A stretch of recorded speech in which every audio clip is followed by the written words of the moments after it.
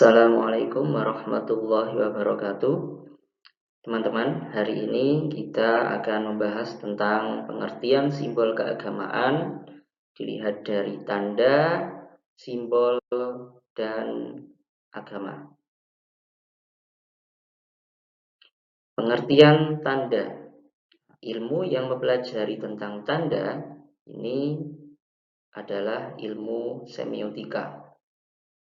Tanda adalah sesuatu yang dipakai untuk mengartikan sesuatu lainnya, yaitu seperti ingin menyampaikan suatu makna. Salah satu tokoh dalam ilmu tanda ini atau ilmu semiotika ini bernama Ferdinand de Saussure. Jadi dia membagi tanda menjadi dua. Yang pertama itu adalah signifier atau penanda, dan yang kedua adalah signified atau petanda. Penanda atau signifier tadi ini biasanya berwujud dalam bentuk materi, bisa diindra, bisa dilihat. Sementara signified atau petanda itu mewujud dalam konsep ide atau abstrak. Nah, biasanya ketika kita melihat sesuatu, ada apa-apa yang di balik tersebut. Nah, dalam hal ini, ketika kita melihat suatu tanda atau suatu simbol, maka bagi orang tertentu itu memiliki arti yang tertentu pula. Bagi orang yang tidak memiliki pengalaman, maka suatu tanda tersebut akan dianggap biasa, tidak memiliki makna apapun. Nah, contohnya di sini pohon. Pohon itu penanda. Kita bisa lihat wujudnya. Nah, tetapi dari segi makna atau petanda, nah ini memiliki arti kesuburan. Nah, contoh yang kedua yaitu mendung. Nah, ini bisa kita pantau jika kita melihat langit ada mendung, itu menandakan arti hujan. Nah, kata-kata atau bahasa itu adalah tanda yang paling penting yang menjadikan kita sesama manusia bisa saling berkomunikasi. Nah, contoh selanjutnya, ini contoh dalam agama. Nah, kalau dari sudut pandang atau perspektif dari Ferdinand de Saussure tadi, mungkin bisa jadi signifier atau petanda itu ya hanya kain yang menutupi bagian atas dari perempuan, sementara signifiednya atau penandanya, nah ini menunjukkan kesalehan atau menunjukkan taat pada agama. Nah, ini ada satu contoh dari tokoh lain terkait tentang ilmu semiotika tadi. Jadi ada beberapa macam, ada beberapa tokoh dalam ilmu semiotika. Yang pertama Ferdinand de Saussure, kemudian yang selanjutnya adalah Roland Barthes.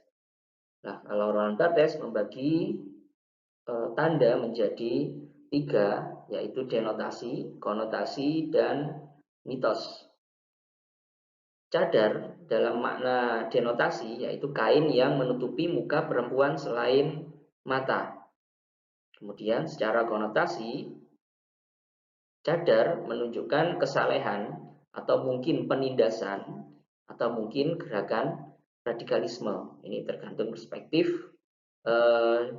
seseorang, di mana seseorang tersebut memiliki pengalaman yang mendahuluinya.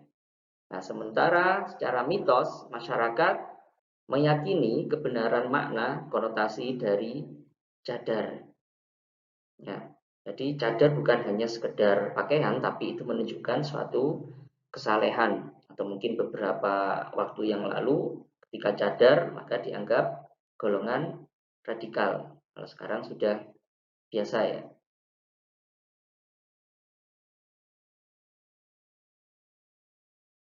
Oke, tanda dan simbol. Nah, ini hubungan dari tanda dan simbol. Tidak semua tanda adalah simbol, tapi simbol sudah pasti tanda. Tanda kadang dibedakan dari simbol. Tanda melibatkan hubungan alamiah antara penanda dan petanda. Misalnya, tertawa, tanda bahagia. Ya, menangis, tanda sedih. Nah, meskipun dalam konteks lain ada yang namanya menangis bahagia. Tapi yang umumnya tertawa menunjukkan kebahagiaan. Sementara menangis menunjukkan kesedihan. Nah, ini bisa berubah tergantung dari pengalaman seseorang yang dimilikinya. Simbol tidak punya hubungan alamiah meski tidak selalu demikian. Nah, seperti gambar atau patung dewi memegang timbangan. Nah, ini menunjukkan suatu keadilan. Ya, tidak berat belah. Simbol berasal dari kata simbalo dari Yunani yang berarti melempar bersama-sama, yang memiliki arti lain yaitu melempar atau meletakkan bersama-sama dalam satu ide atau konsep pada objek yang kelihatan sehingga objek tersebut mewakili gagasan dari orang-orang tersebut. Nah, simbol adalah tanda yang berfungsi sebagai sarana untuk mewakili sesuatu yang sifatnya abstrak. Nah, misalnya burung merpati sebagai simbol perdamaian.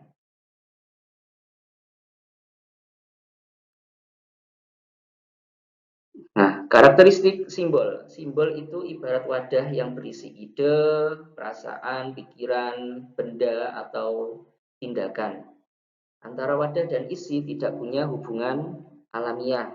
Nah, ini sifatnya apa? Arbiter ya.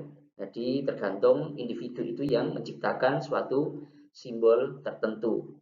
Nah, setelah itu simbol tersebut itu disepakati oleh masyarakat secara konvensi, secara sosial dan dianggap ada yang memiliki makna sakral, ada yang memiliki makna yang profan atau biasa.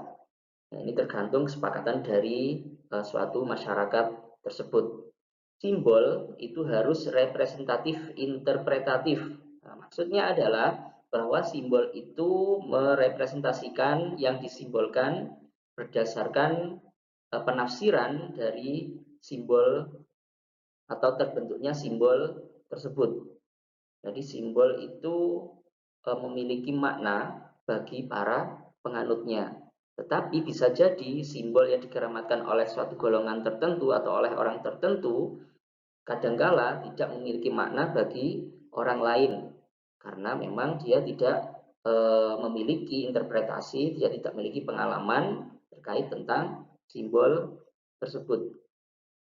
Nah, simbol bisa multi-interpretable dan multi-representation. Nah, interpretasi terhadap simbol bersifat terbuka. Nah, simbol itu selalu dinamis, tergantung kapan simbol itu ada, kapan atau oleh siapa simbol itu dibuat. Nah, masih paskah, masih cocokkah dengan keadaan sekarang.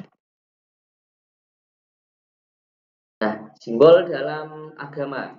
Nah, seringkali ketika kita melihat bulan bintang, maka itu menunjukkan agama Islam. Kristen disimbolkan dengan salib, kita melihat salib, oh itu adalah orang Kristen. Hindu disimbolkan dengan swastika dan Om, Buddha dengan teratai, serta Dharma Cakra, Konghucu biasanya disimbolkan dengan Yin dan Yang. Aliran kepercayaan lokal itu biasanya ada yang mengkeramatkan pohon, ada yang mengkeramatkan gunung. Baik, terima kasih atas atensinya. Jika ada yang ditanyakan, baik kritik, saran, atau pertanyaan yang lain, silakan chat di kolom komentar. Sampai jumpa lagi di materi pembelajaran berikutnya. Akhiran, Assalamualaikum warahmatullahi wabarakatuh.